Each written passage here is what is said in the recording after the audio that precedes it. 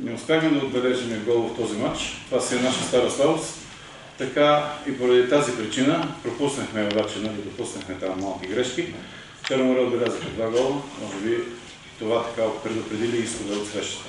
Трябваше да отбележим гол, за да можем да променим резултата. Това е моят коментар за начи кратък. По-лесно, ако вие ми зададете въпроси. Къде се късаше нишката, да не се стигне до гол? Ами вижте, значи, това, което ще направим анализ, като малко и се поуспокои малко повече, завършващия пас и завършващия удар. Там някъде се късаше нишката.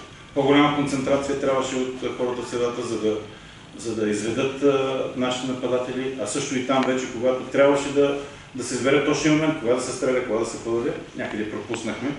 Но това ни умение е още от началото на втория полусезон, така че и пък и от първенството.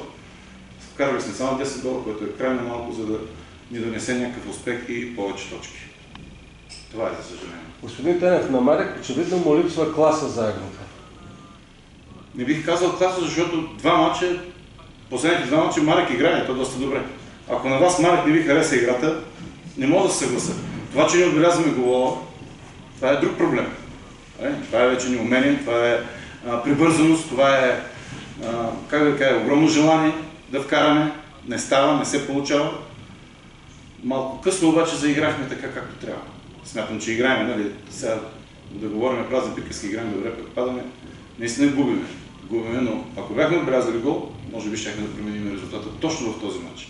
И смятам, че не мога да съм недоволен от футболистите. Те играха, стараха се, направиха всичко възможно, но малко, че по-късничко се посъбудихме. И още един въпрос. Илиян Гаров, който беше определено най-добрият ви футболист, играеше на моменти като плеймейкър даже.